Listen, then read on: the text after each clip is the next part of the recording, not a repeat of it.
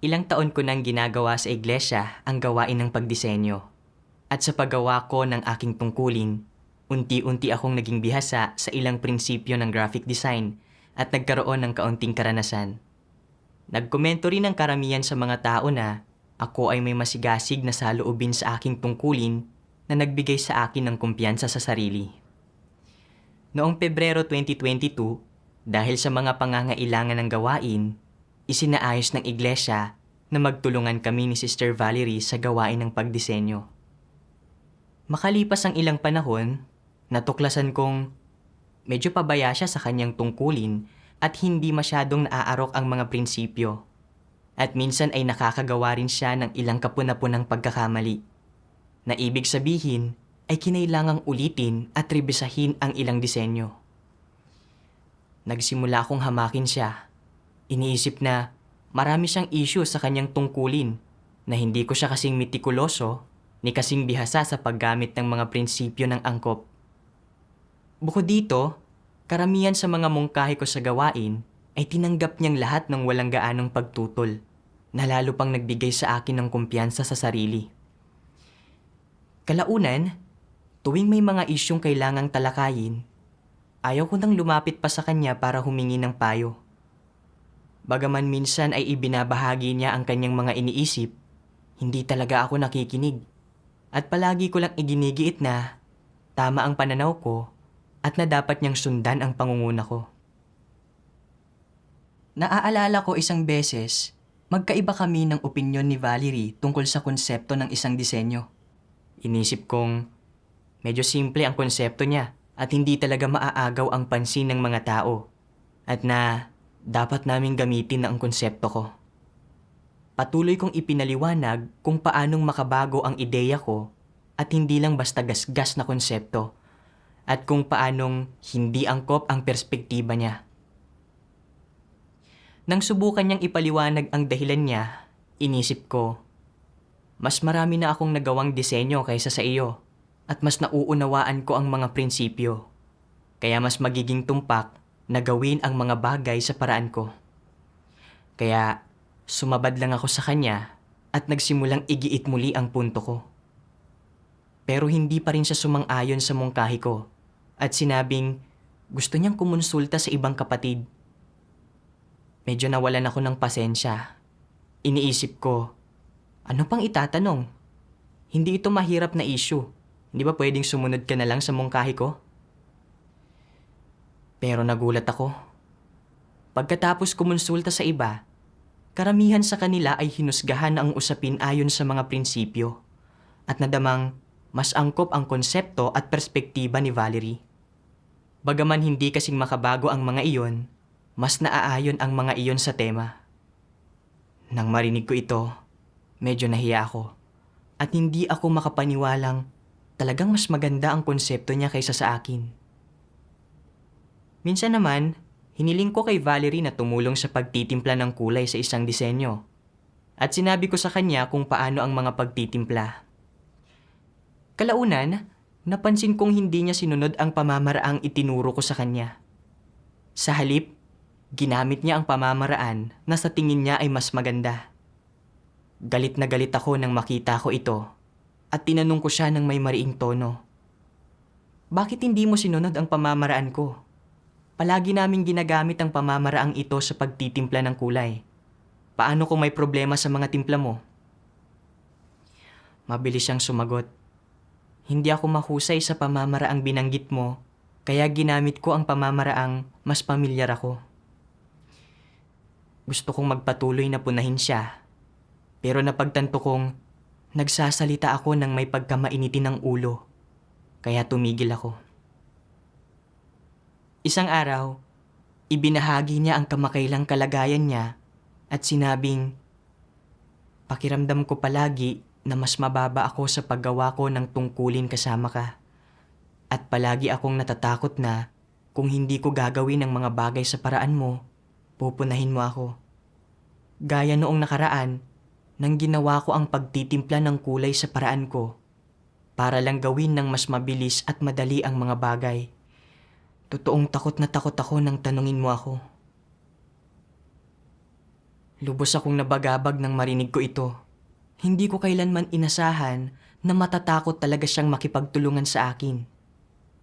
Kalaunan, napansin ko rin na madalas ay may mga isyong madali sana niyang naasikaso ng siya lang. Pero lalapit pa rin siya sa akin para tanungin muna ako. At mangangahas lamang na pangasiwaan ang mga bagay pagkatapos akong sumang-ayon. Napagtanto kong may problema sa pagtutulungan namin. Kaya nanalangin ako sa Diyos. Hinihingi sa Kanya na bigyang liwanag ako para makilala ang sarili ko. Kalaunan, nabasa ko ang isang sipi ng mga salita ng Diyos. Sabi ng makapangyarihang Diyos, paano ipapaliwanag at isasagawa ang terminong pakikipagtulungan? Pagtalakay sa mga bagay-bagay kapag lumilitaw ang mga ito. Oo, iyan ay isang paraan ng pagsasagawa nito. Ano pa? Pagbalanse sa mga kahinaan ng isang tao sa pamamagitan ng mga kalakasan ng ibang tao, pangangasiwa sa isa't isa. Ganap na akma iyon. Ang pagsasagawa ng ganoon ay pakikipagtulungan ng may pagkakasundo. Mayroon pa ba?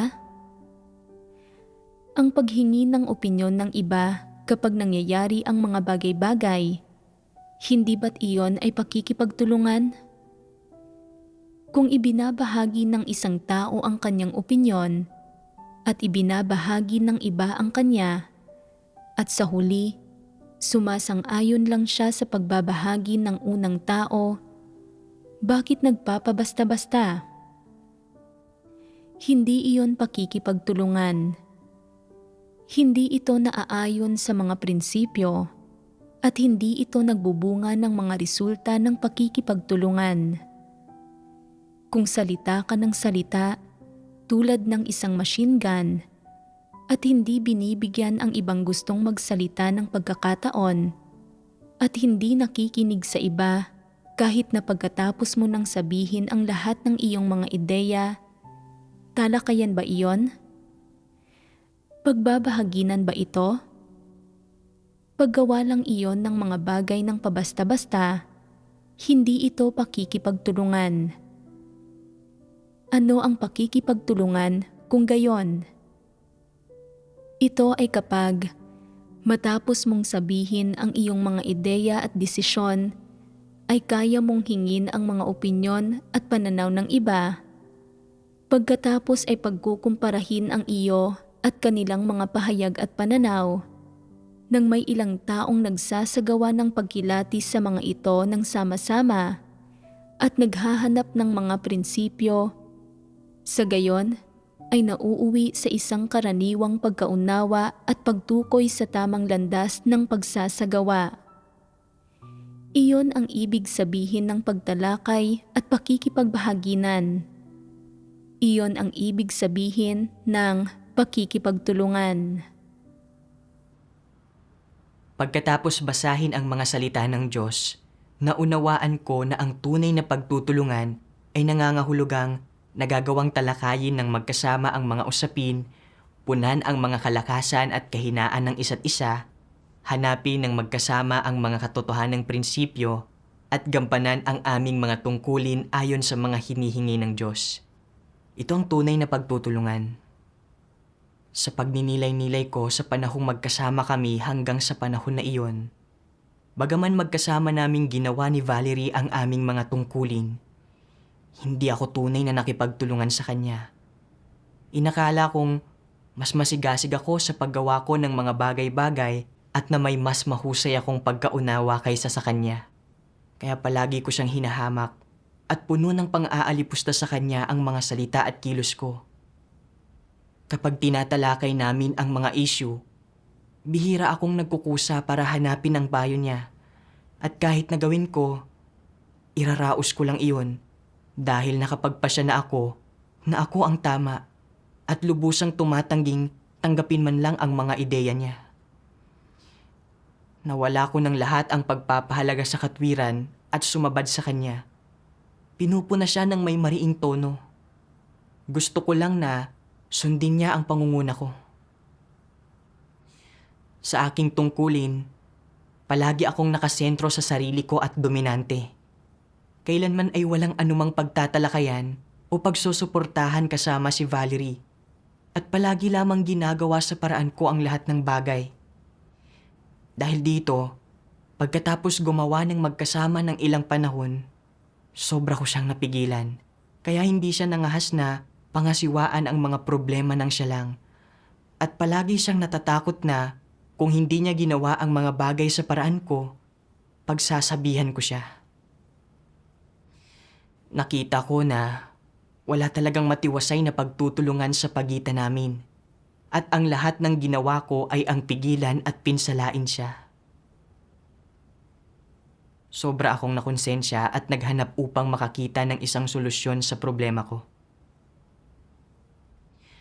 Isang araw, sa aking mga devosyonal, nabasa ko ang 2 sipi kung saan inilalantad ng Diyos ang mga antikristo at nagkamit ako ng kaunting pagkaunawa sa sarili kong kalagayan.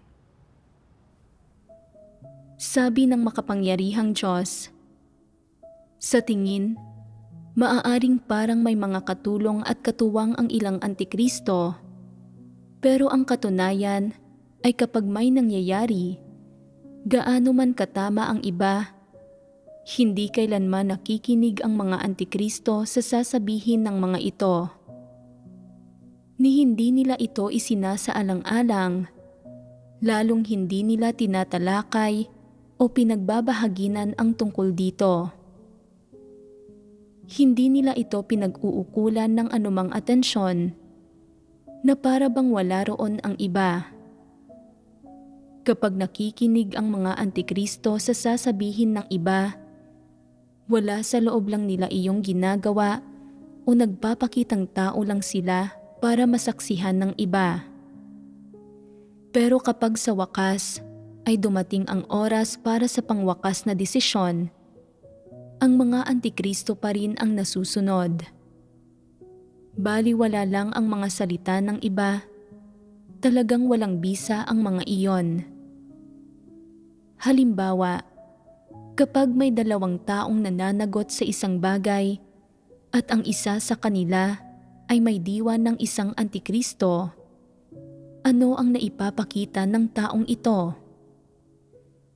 Ano man ito, siya at siya lamang ang nagpapatakbo ng mga bagay-bagay, ang nagtatanong, ang nag-aayos ng mga bagay-bagay at ang nakakaisip ng solusyon. At kadalasan, lubusan niyang inililingid ang mga bagay-bagay sa kanyang kasama. Ano ang turing niya sa kanyang katuwang? Hindi bilang kanyang pangalawang pinuno, kundi palamuti lamang. Sa paningin ng antikristo, hindi lang talaga umiiral ang kaparehan niya. Sa tuwing may problema, pinag-iisipan itong mabuti ng antikristo at sa sandaling na pagdesisyonanan niya kung ano ang gagawin, ipinapaalam niya sa lahat na ganito ito dapat gawin at walang sino mang pinapayagang questionin ito. Ano ang diwa ng kanyang pakikipagtulungan sa iba? Ang pinakabatayan ay para mapasa kanya ang huling salita. Hindi kailanman tinatalakay ang mga problema sa sino mang iba pa. Inaako ang lahat ng responsibilidad para sa gawain at ginagawang palamuti lamang ang kanyang mga katuwang. Ang unang pagpapamalas ng mga antikristo na pagpapasakop ng iba sa kanila lang, hindi sa katotohanan o sa Diyos, ay nawala silang kakayahang makipagtulungan sa kahit na kanino. Pwedeng sabihin ng ilan na ang kawalan ng kakayahang makipagtulungan sa kahit na kanino ay hindi katulad ng pagpapasakop ng iba sa kanila lang. Ang hindi magawang makipagtulungan sa sinuman ay nangangahulugang hindi nila pinakikinggan ang mga salita ng sinuman o hinihingi ang mga mungkahi ng sinuman, ni hindi rin nila hinahanap ang mga layunin ng Diyos o ang mga katotohanang prinsipyo. Kumikilos at umaasa lamang sila ayon sa kanilang sariling kalooban. Ano ang ipinahihiwatig nito? Sila ang naghahari sa kanilang gawain, hindi ang katotohanan, hindi ang Diyos. Kaya, ang prinsipyo ng kanilang gawain ay ang ipasunod sa iba ang sinasabi nila at ituring ang mga ito na parang katotohanan, na parang sila ang Diyos. Pagkatapos kong basahin ang mga salita ng Diyos, lubos akong nahiya. Ang prinsipyo kung paano gumagawa ang mga antikristo ay ang humawak mismo ng kapangyarihan. Pinapasunod ang iba sa kanila sa halip na magpasakop sa Diyos at sa mga katotohanang prinsipyo. Sa pagninilay-nilay ko sa aking pakikipagtulungan kay Valerie, napagtanto ko na nagpapakita ako ng kaparehong disposisyon. Sa labas, mukhang nagtutulungan kami ni Valerie sa aming mga tungkulin. Pero sa totoo lang, sa puso ko, itinuring ko lamang siya bilang isang tagasunod. Pinasunod ko siya sa lahat ng desisyon ko at pinasang-ayon sa mga ideya ko, na para bang ginagawa niya ang kanyang tungkulin para sa akin. Noong nagbigay siya ng mga mungkahi, hindi ko hinanap para maunawaan kung naaayon sa mga katotohanang prinsipyo o may merito ba ang mga mungkahi niya. Palagi ko lamang iginigiit na tama ang mga pananaw ko. Noong gusto niyang kumonsulta sa iba para sa mga nauugnay na prinsipyo, nawalan ako ng pasensya. Iniisip na ganap itong hindi kinakailangan. Dapat dakilain ng isang mananampalataya ang Diyos. Hanapin ang mga layunin niya sa lahat ng bagay at magpasakop sa kanyang mga salita at katotohanang prinsipyo. Pero masyado akong mayabang at mapagmagaling. Hindi lamang ako nabigong hanapin ang mga katotohanang prinsipyo kapag nahaharap sa mga usapin. Pero palagi ko ring gustong magpasakop sa akin ng iba at sundin ang pangunguna ko. Itinuring ko ang sarili kong mga ideya bilang mga katotohanang prinsipyo para sundan at sundin ng iba, at ito ang landas ng isang antikristo. Kapag nagtutulungan ang mga kapatid sa kanilang mga tungkulin, ito ay para tulungan at punan ang isa't isa, pati na rin para pangasiwaan at ituwid ang isa't isa, para mabawasan ang mga paglihis sa mga tungkulin hanggat maaari. At nang sa gayon ay kumilos tayong lahat ayon sa mga katotohanang prinsipyo na nakakamit ang pinakamagagandang resulta para sa gawain ng iglesia. Pero hindi ako nakipagtulungan sa iba. Hindi lamang ito humantong sa mahinang pagganap sa mga tungkulin, kundi nagdulot din sa akin na madaling labagin ang mga prinsipyo at gambalain at guluhin ang gawain. Naisip ko ang ilang antikristong pinatalsik sa iglesia dahil sa pagiging mayabang, palalo at pabasta-bastang pagkilos. Palaging hinihingi na magpasakop sa kanila ang iba sa halip na hanapin ang katotohanan at magpasakop sa Diyos. Dahil dito, kinambala at ginulo nila ang gawain ng iglesia at nagdala ng sobrang pinsala at pagpipigil sa mga kapatid. At sa huli, pinatalsik at itiniwalag sila dahil sa kanilang lubos na pagtangging magsisi. Kung hindi pa rin ako nagsisi, ang huling kalalabasan ko ay magiging kagaya ng sa mga antikristo, pagtiwalag at kaparusahan. Tinakot ako ng mga kaisipang ito at ayaw kong magpatuloy sa maling landas na ito. Kaya nanalangin ako kaagad sa Diyos. Hinihingi sa Kanyang gabayan ako sa pag-unawa sa sarili ko. Gusto kong magsisi sa Diyos. Sa sumunod na ilang araw, patuloy kong iniisip, bakit hindi ko kayang makipagtulungan ng matiwasay sa iba? Ano ang ugat ng problemang ito? Isang araw, nabasa ko ang isang sipi ng mga salita ng Diyos at nagkamit ako ng kaunting pagkaunawa sa aking mga issue. Sabi ng makapangyarihang Diyos, Kung tunay mong nauunawaan ang katotohanan sa iyong puso, malalaman mo kung paano isagawa ang katotohanan at magpasakop sa Diyos. At natural na matatahak ang landas ng paghahangad ng katotohanan. Kung tama ang landas na tinatahak mo at nakaayon ito sa mga layunin ng Diyos, hindi ka iiwanan ng gawain ng banal na Espiritu. Kung magkagayon, ay mababawasan ng mababawasan ang pagkakataon mong pagtaksilan ang Diyos. Kung wala ang katotohanan, madaling gumawa ng masama at gagawin mo iyon kahit ayaw mo. Halimbawa, kung mayroon kang mapagmataas at palalo na disposisyon, walang kaibahan kung sabihan kang huwag kalabanin ang Diyos. Hindi mo mapigilan ang sarili mo. Hindi ito sakop ng kontrol mo. Hindi mo gagawin ito ng sadya.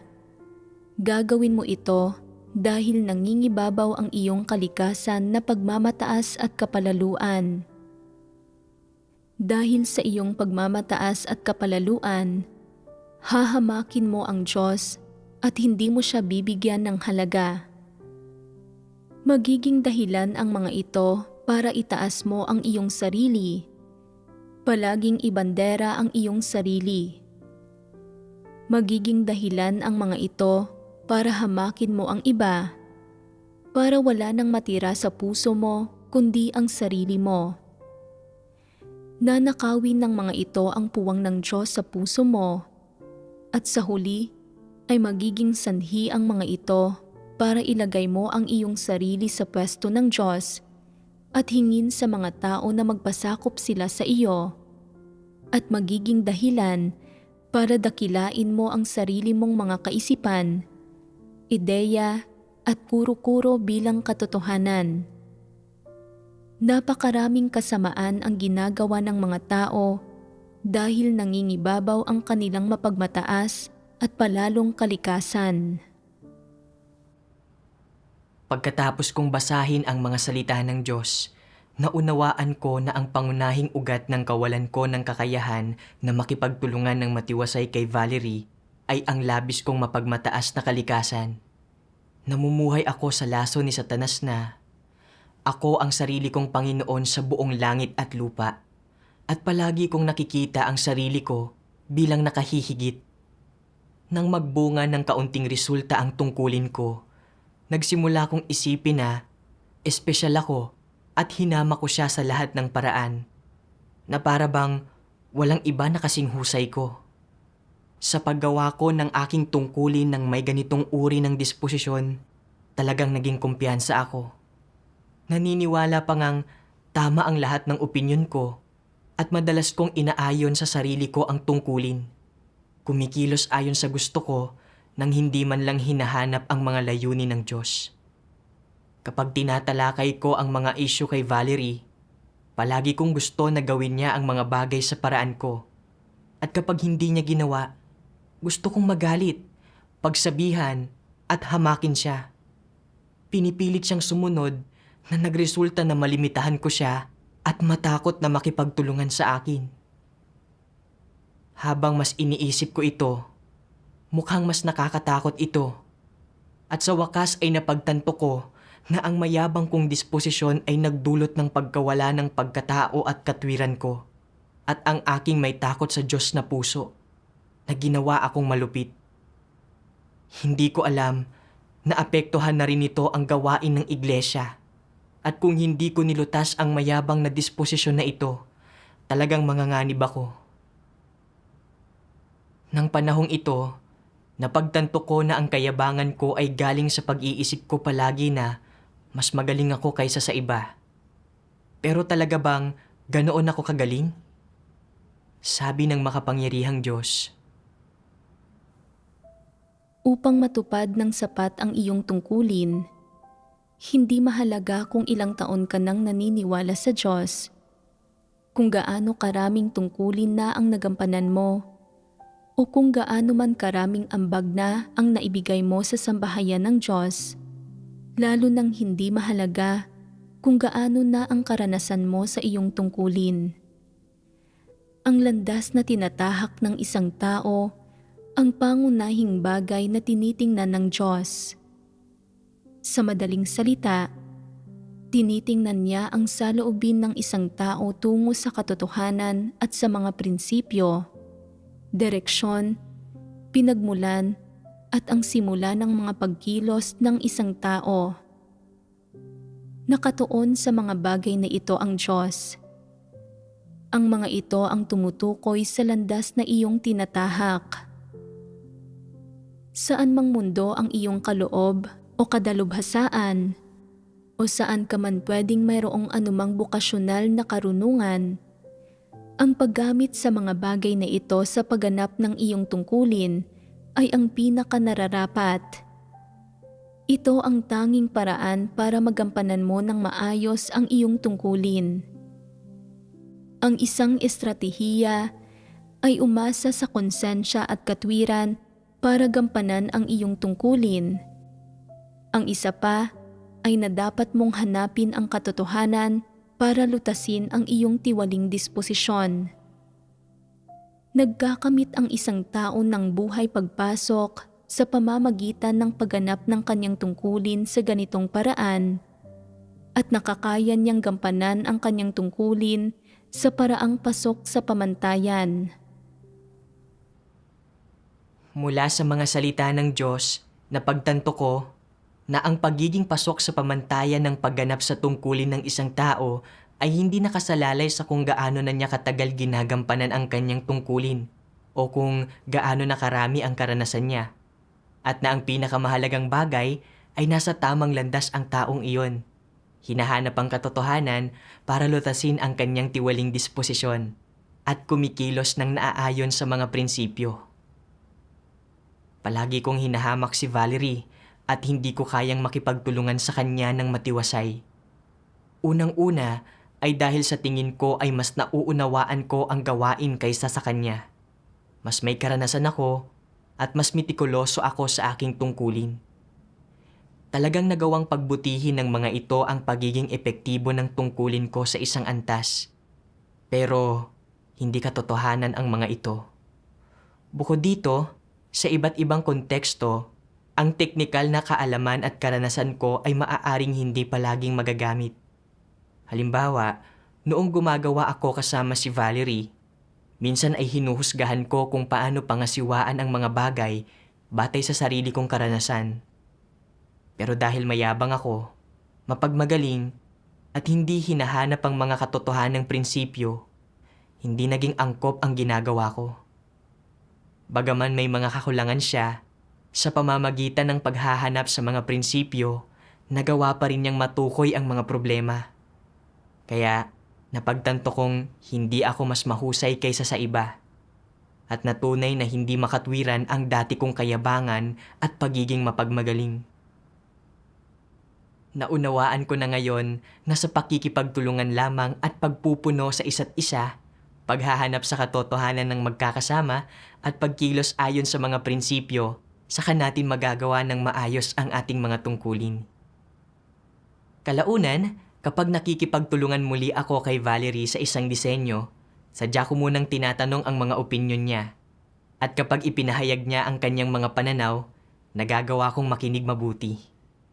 Makalipas ang ilang panahon, natuklasan kong may mga lakas si Valerie na nararapat pagkunan ng aral at nagagawa niyang tanggapin ang mungkahin ng iba at tumutok sa paghahanap sa katotohanan na mga katangiang hindi ko taglay. Sa puntong ito, napagtanto ko na talagang napakaganda ng mayroong gayong tao na makakatulong na kayang punan ang mga kakulangan ko sa aking tungkulin.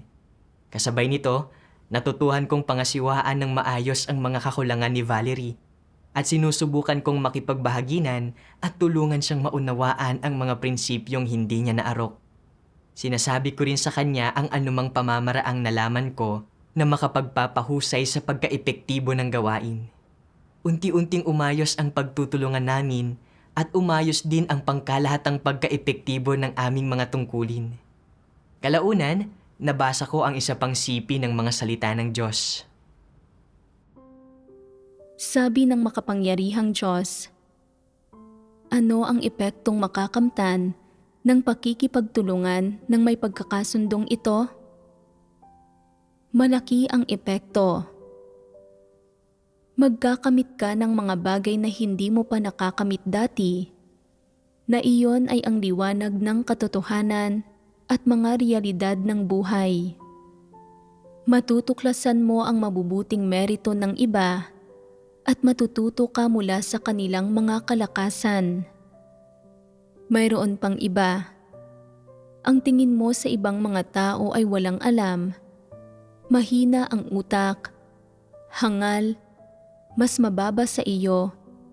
Subalit kapag nakinig ka sa kanilang mga opinyon o naging bukas sa iyo ang ibang mga tao, matutuklasan mo ng hindi sinasadya na walang sino mang kasing ordinaryo na tulad ng iniisip mo, na lahat ay maaaring magbigay ng ibang mga kaisipan at ideya at na ang lahat ay may mga sarili nilang merito. Kung matututo kang makipagtulungan ng may pagkakasundo, higit pa sa pagtulong lamang sa iyo na matuto mula sa mga kalakasan ng iba, maaaring ilantad nito ang iyong kayabangan at pagmamagaling at pigilan kang isipin na matalino ka. Kapag hindi mo na itinuturing na mas matalino ka at mas magaling kaysa sa lahat ng iba pa, titigil ka na sa pamumuhay sa kalagayang ito ng pagiging narsisistiko at labis na pagpapahalaga sa sarili. At poprotektahan ka niyan, hindi ba? Gayon ang aral na dapat mong matutunan at ang benepisyong dapat mong makamit sa pakikipagtulungan sa iba. Habang mas binabasa ko ang mga salita ng Diyos, mas napagtatanto ko kung gaano kapraktikal ang mga iyon. Ang matutuhang makipagtulungan sa iba sa ating mga tungkulin ay hindi lamang nagbibigay daan sa gawain na magkamit ng mas magagandang resulta at tumutulong na mapunan ang mga pagkukulang ko mismo, kundi hinahayaan din ako nitong makilala ng mas tumpak ang sarili kong mga abilidad na pumipigil sa akin na kumilos sa sarili kong mga ideya at sa pagdudulot ng mga kawalan sa gawain ng iglesia. Kapakipakinabang ito kapwa sa gawain ng iglesia at sa aking sarili. Kalaunan, may isang pagkakataon na nagpadala ako kay Brother Camden ng natapos na disenyo para suriin niya. Nagulat ako. Sinabi niya na mukhang medyo madilim ang pangkalahatang disenyo, kaya sinabi ko sa kanya ang mga pagsasaalang-alang ko. Pero hindi niya tinanggap ang pananaw ko at sinabi pa ring masyadong madilim ang pangkalahatang disenyo. Iminumungkahi pa nga niyang balikan at suriin ko itong muli ayon sa mga prinsipyo o tanungin ang ibang kapatid para malaman kung napansin din nila ang parehong issue. Inisip ko, ako ang espesyalista sa disenyo rito. Kaya sino ba ang mas nakakaalam? Ikaw o ako? Sinuri ko na ito ayon sa mga prinsipyo. Kaya paano magkakaroon ng problema? At hinihiling pa na konsultahin ko ang iba? Sa tingin ko ay hindi na talaga kailangan pa iyon. Gustong-gusto ko siyang pabulaanan. Pero napagtanto ko na nagbubunyag na naman ako ng mayabang na disposisyon. Kaya sa puso ko ay nanalangin ako kaagad sa Diyos. Hinihiling sa Kanyang ilayo ako sa pagkilos muli batay sa tiwaling disposisyon ko. At sinasabing gusto kong isantabi ang sarili ko at hanapin ang mga katotohanang prinsipyo. Pagkatapos manalangin, bigla kong naisip ang mga salita ng Diyos. Sabi ng makapangyarihang Diyos, kung may magmumungkahi, kailangan mo munang tanggapin ito at pagkatapos ay hayaan ang lahat na kumpirmahin ang tamang landas ng pagsasagawa. Kung walang sino man ang may issue dito, maaari ka nang magpasya kung ano ang pinakaangkop na paraan ng paggawa sa mga bagay-bagay at kumilos sa ganoong paraan. Kung mayroong matuklasang problema, dapat mong hingin ang opinyon ng lahat at dapat hanapin ninyong lahat ang katotohanan at sama-samang magbahaginan dito. At sa ganoong paraan, makakamit ninyo ang kaliwanagan ng banal na espiritu. Kapag natatanglawan ang puso ninyo at mayroon kayong mas mabuting landas, magiging mas maganda ang mga resultang nakukuha ninyo kaysa sa dati. Hindi ba't ito ang patnubay ng Diyos? Kamangha-mangha ito. Kung maiiwasan mo ang pagiging mapagmatuwid, kung mabibitiwan mo ang iyong mga imahinasyon at ideya, at kung magagawa mong makinig sa mga tamang opinyon ng iba, makakamit mo ang kaliwanagan ng banal na espiritu. Matatanglawan ang puso mo at mahahanap mo ang tamang landas. Magkakaroon ka ng daan pasulong at kapag isinagawa mo ito, tiyak na aayon ito sa katotohanan. Sa pamamagitan ng gayong pagsasagawa at karanasan, matututuhan mo kung paano isagawa ang katotohanan at kasabay nito ay may matututuhan kang bago sa larangang iyon ng gawain. Hindi ba't mabuting bagay ito? Sa pagninilay-nilay ko sa mga salita ng Diyos, nagkamit ako ng isang malinaw na landas ng pagsasagawa. Kapag may nangyayaring mga bagay, hindi ako pwedeng maging masyadong ganap na kumpiyansa at dapat kong taimtim na isaalang-alang ang mga mungkahin ng iba. Hanapin ang mga katotohanang prinsipyo at magsagawa ayon sa mga hinihingi ng Diyos. Saka ko lamang magagawa ng maayos ang tungkulin ko. Kahit na kung hindi isang espesyalista ang taong nagmumungkahi, dapat ko pa rin isaalang-alang kung umiiral ba ang issue. Sa halip na basta na lang lumaban at tumangging tanggapin ito. Kaya kumonsulta ako kaagad sa supervisor. Sa pamamagitan ng paghahanap at pakikipag-usap, napagtanto ko sa wakas na hindi ko naunawaan ang tema at na talagang umiiral ang isyung binanggit ni Kamdem. Pagkatapos ng karanasang ito, natanto ko na sadyang kailangan ang matiwasay na pakikipagtulungan sa paggawa ng tungkulin at ang mas pakikinig sa mga mungkahi ng iba ay hindi lamang magiging kapaki-pakinabang sa gawain ng iglesia, kundi pinupunan din ang mga pagkukulang ko sa aking tungkulin. Ang lahat ay may mga kalakasan at kahinaan at sa pamamagitan lamang ng pagpuno sa mga kalakasan ng isa't isa at matiwasay na pagtutulungan ng magkakasama, saka natin magagawa ng maayos ang ating mga tungkulin. Gaya ng sinasabi ng Diyos. Sabi ng makapangyarihang Diyos, ang pagtutulungan sa gitna ng mga kapatid ay isang proseso ng pagbabalanse ng mga kahinaan ng isa sa pamamagitan ng kalakasan ng iba. Ginagamit mo ang iyong mga kalakasan upang punan ang mga pagkukulang ng iba at ginagamit ng iba ang kanilang mga kalakasan upang punan ang iyong mga kakulangan. Ito ang ibig sabihin ng pagbalanse ng mga kahinaan ng isa sa pamamagitan ng kalakasan ng iba at ng maayos na pagtutulungan. Kapag maayos na nagtutulungan ang mga tao, saka lang sila mapagpapala sa harap ng Diyos at habang mas dinaranas nila ang mga bagay, mas higit na realidad ang kanilang tataglayin at habang mas higit nilang tinatahak ang kanilang landas, mas nagliliwanag ito at mas lalong napapanatag ang pakiramdam nila.